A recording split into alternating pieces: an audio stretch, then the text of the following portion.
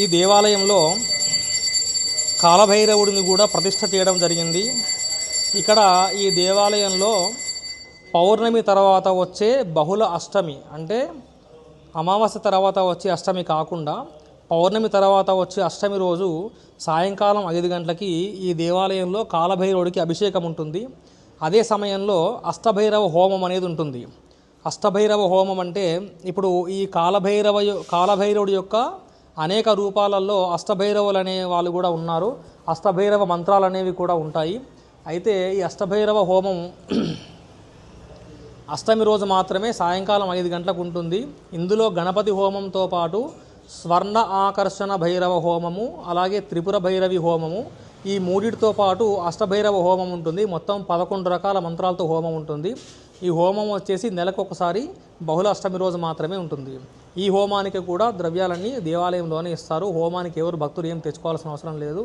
Gents మాత్రం పంచకండువా తెచ్చుకుంటే సరిపోతుంది.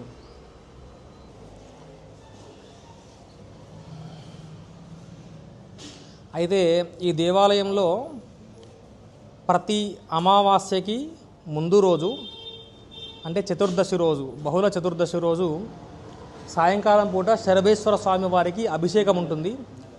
అదే సమయంలో అఘోర పాశుపత హోమం ఉంటుంది. ఇది ఎందుకు అనంటే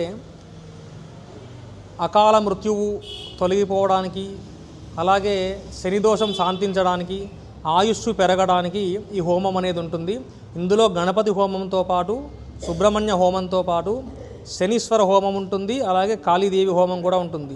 శనీశ్వర హోమం ఏంటంటే మనకు ఏలినాడు శని కానీ అష్టమ శని కానీ ఏదైనా శని ప్రభావం మనకు వ్యతిరేకంగా ఉంటే కనుక ఆ శని ప్రభావం కంట్రోల్ అవ్వడానికి శనీశ్వర హోమం ఉంటుంది.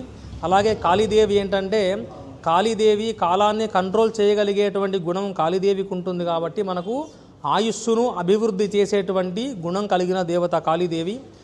అందుకే ఆయుస్సు అభివృద్ధికి కాళీదేవి హోమం ఉంటుంది. అందులోనే అఘోర మంత్రంతో, అఘోర పాశుపత మంత్రంతో హోమం ఉంటుంది. అదేంటి అని అంటే మనకు తీవ్రమైన అనారోగ్యం ఏదైనా ఉంటే, ఐసీయూలో ఉన్నటువంటి సమస్యలు కానీ, డాక్టర్లు ఇంకా ఏమి చేయలేము అన్న సమస్యలు కానీ, అంటే డాక్టర్లు ఏమి చేయలేము అన్న సమస్యలు అని ఎందుకంటున్నానంటే మానవ ప్రయత్నం వల్ల మనం ఏదైతే సాధించలేమో అది దేవుడి వల్ల అవుతుందేమో అని ఒక నమ్మకంతోనే మనం దేవుడికి పూజలు చేస్తాము. కాబట్టి ఏదైనా తీవ్రమైన హెల్త్ ప్రాబ్లమ్స్ ఉన్న వాళ్ళకి కూడా ఈ అఘోర పాశుపతం అనేది హోమం అనేది ఉపయోగపడుతుంది.